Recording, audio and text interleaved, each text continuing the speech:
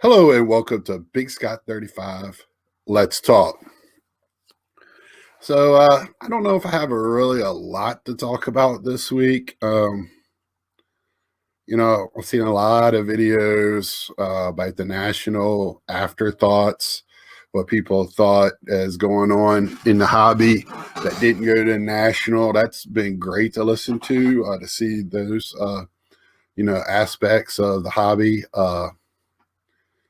Love or really love I have found some new content. I just love watching people chat about the hobby because you get two people that are real comfortable with each other chatting, and a lot of times they're not putting on a front, they're not trying to protect themselves.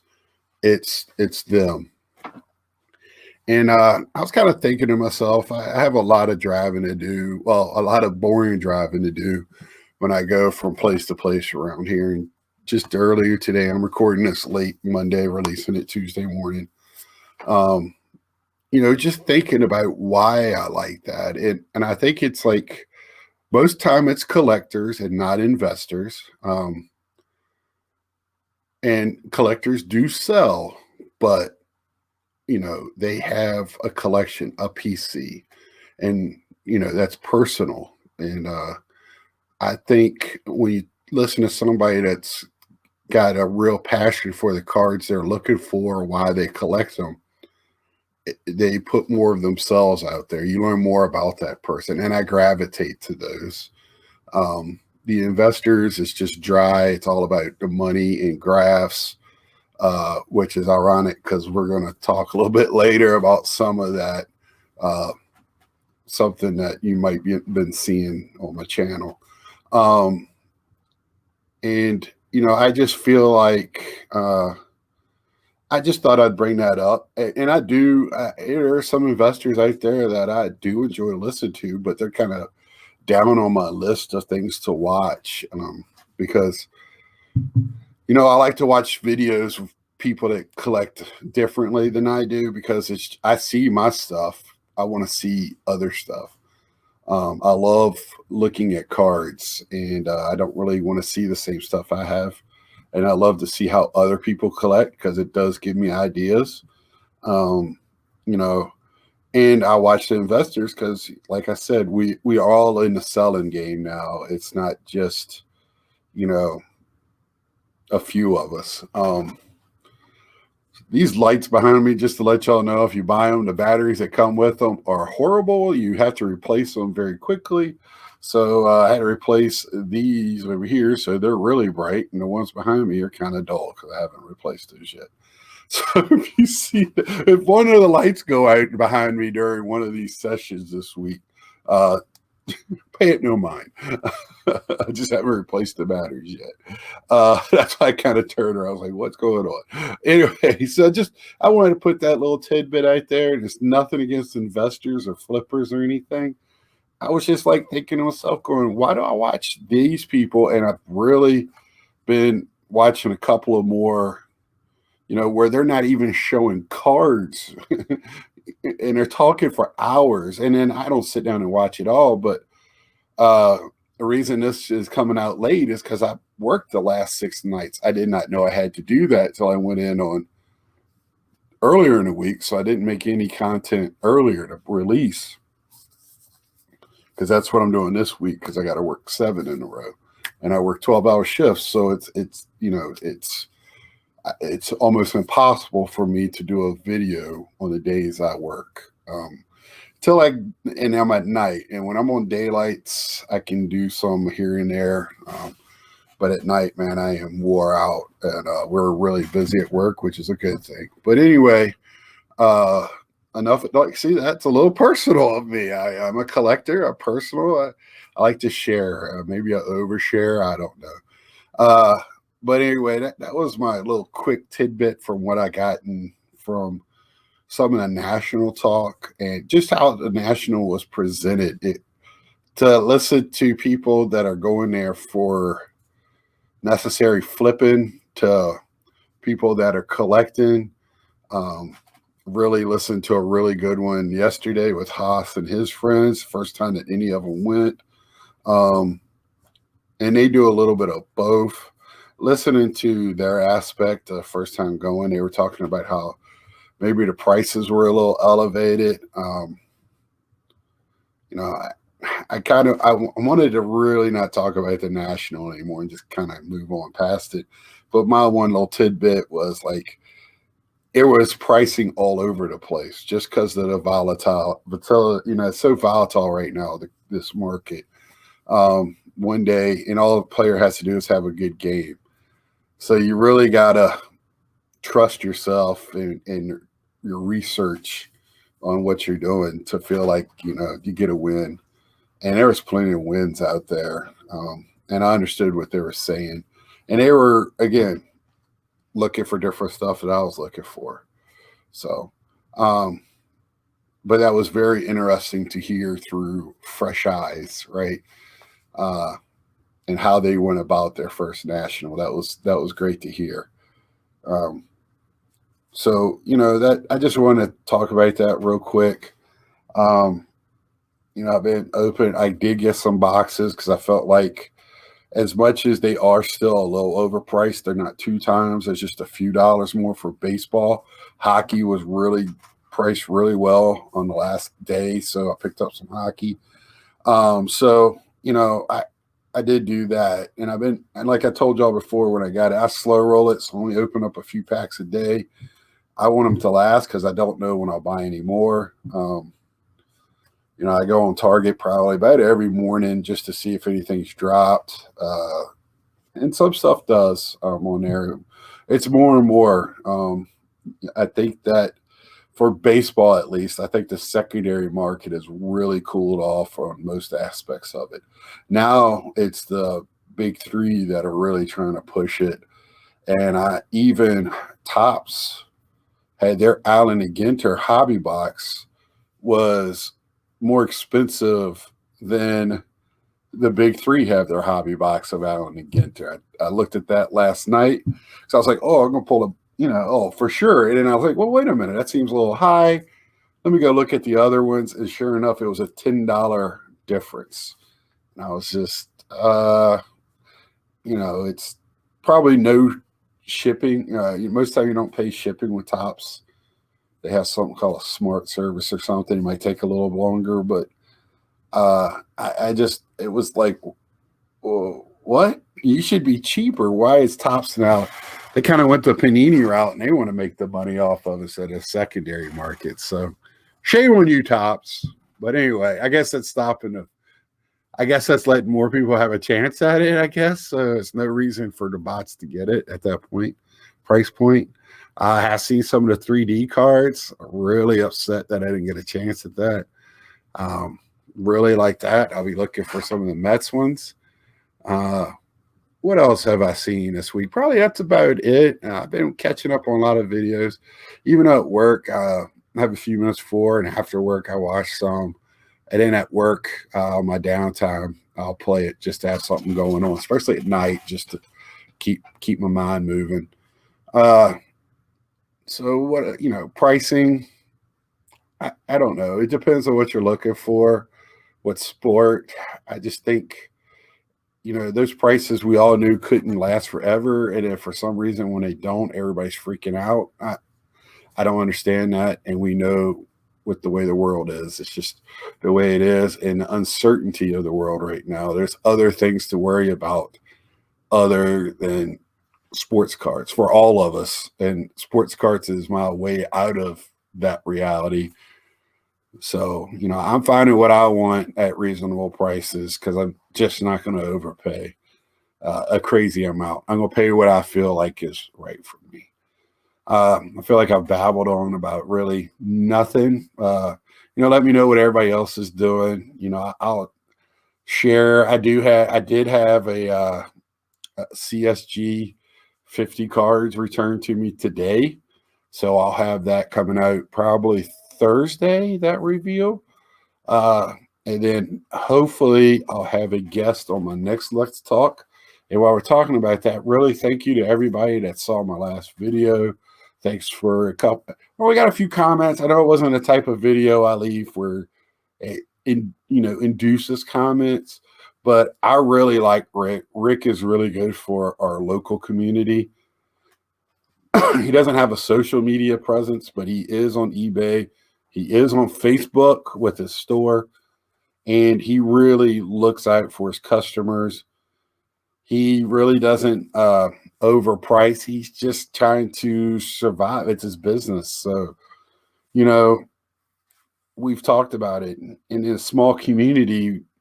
Word passes really fast, and he would be dead if he did that. So he has a very good clientele. He has a very good regular base, and then he has outsiders. And he puts on a show once a month, and it does really, really well for shows. It's I go to a lot of shows in Iowa. I'll drive a couple of hours, and I think he has probably one of the better ones. And I think if he would have upscaled it, this would have been his chance to upscale it probably once this year. And I just think he might have missed out on that, but I think he does. He knows where his lane is. He stays in it very well and gets it, get accomplished. And they do him and his wife do very well with that. So with that being said, my next segment is, if you looked into my notes for my last few episodes I've done, you might have seen a thing for Card Hedge.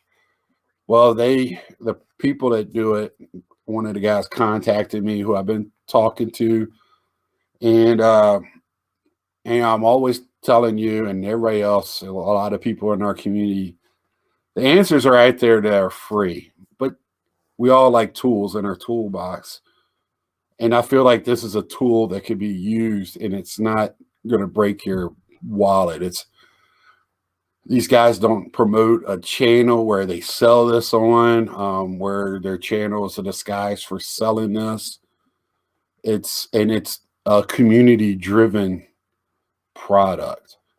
It's going to be like a lot of the other ones, but they also include raw sales, SGC, CSG, GMA, and if a private sale goes and you contact them, like I said, it's going to be really community driven. So, and you show them proof that, hey, I sold a Fernando Tatis for X amount, and tell them what type of card it was, what holder was it in, was it raw, everything about it, and they'll include it in their sales.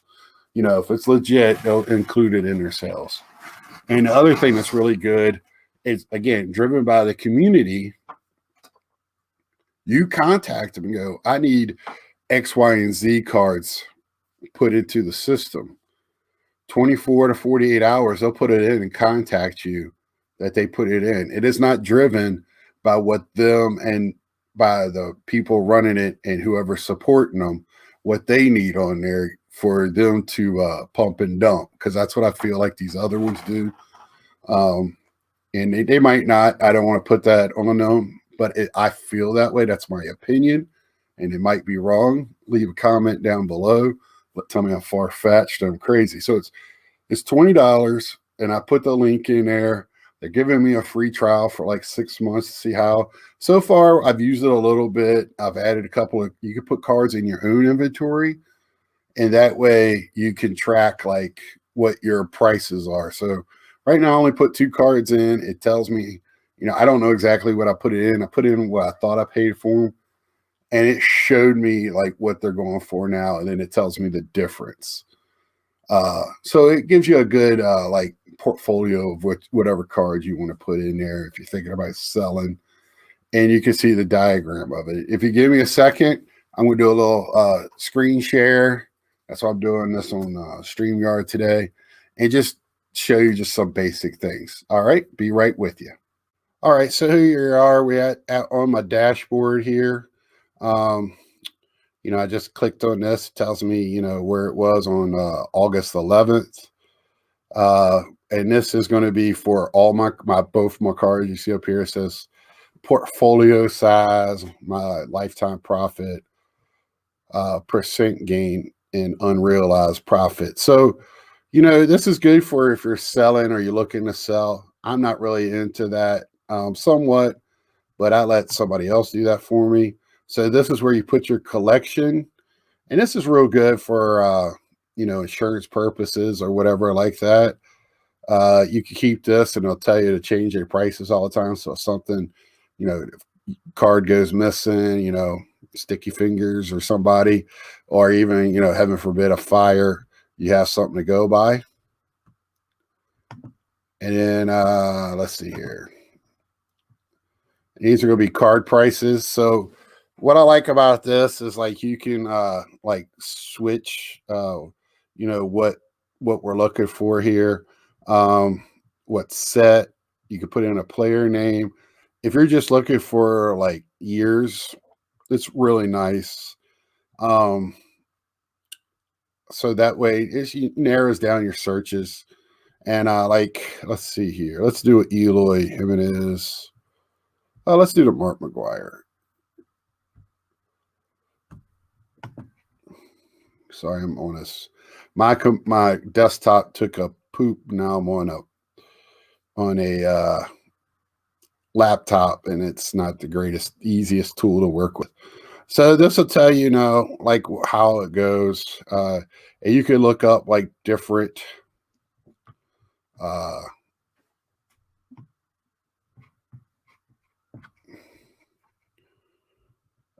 like down here, you can look up different PSA, BGS, SGC, CSG, HGA, RAW.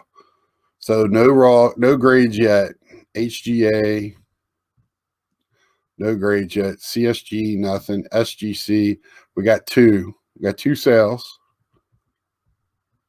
BGS, nothing. PSA. So you see how that works with that. And they're going to eventually, and also like we go back to, let's see, Phil, let me go back to the last page. So when it comes up where it says view card here, collection, you can add it straight to your collection from this page. You can look it up and actually look for and add it to your collection. That easy. I kind of like that. That was one of the things that drew me to it. Also, when you're looking it up, you can actually go to eBay, make the purchase. They're going to also link like other sites to it. They're going to be getting prices off of all the houses, not just eBay. They're going to try to get as much data points as you possibly can. I like it because, I'm venturing in a little bit more vintage where I can look it up. I really do like that. So, it's just your run of the mill. And then what they're going to do is what they've told me is they're going to actually like have, from my understanding, the way I took it, and I'm hoping I took it correctly, is they're going to make it where they're going to have rooms that you can go into, chat, have video, talk, can do trades, things like that. And they also run a SGC site right now, sales site. I wish I had it on I'll put it in a link below. And they have that now and that one. I think all sites you can do that. And but right now they're kind of using that as like a kind of a template real quick just to see, how they want theirs to work. So I kind of find that, pretty interesting. Take it, leave it, whatever. Like I said, I'll have a link in my descriptions for it for while I'm getting it for free. They're not paying me outside of a little percentage for everybody who uses my link and signs up. I'll be 100% transparent on this. But I would not put it out there, and I'm not going to push it. I'll just show you whenever I use it, how I used it, and if it's beneficial to me. If it's not, then after 6 months, I'll probably get rid of it. You will never hear me talk about it again. But I can see the difference between this, especially between market movers and card ladder and some of those other ones like that, where it just seems like they have a personal agenda with it, where this one is more community driven, I believe. And that's the way I want a community. I've been saying this all along. I want things to help our community. And please don't think of me as a sellout. That was my first fear. Because I still think if you don't need it, don't use it. I just think it's a tool for the tool bag, just like using a loop or asking a friend. Uh, I just think it has some very useful needs, and $20 isn't breaking the bank. So for right now, I think it's viable until I don't, and then I'll tell them, hey, this isn't for me. So until next time, let me know what you think about anything I talked about tonight, or if I just babbled about nothing, you can let me know. Hey, Scott, get a little bit better at this. I didn't have much to really talk about. I knew I wanted to be transparent on what I was doing with that, with card hedge. Uh, as you can tell, I got a little bit more beat when talking about it because I do feel really good about it. And some of those other topics, I do have a lot of time to reflect out here, and I have a lot of alone time at work as well. It just makes me think about things, and I'm also excited about who may be on my next Let's Talk, and I'm excited for y'all because I think it's going to be a treat. So until next time, I'll be releasing a CSG 50 cards later this week. I think that's going to be fun. I can tell you right now, they are tough, very tough. And we'll go over it a little bit more in depth when I show it. So until then, see ya.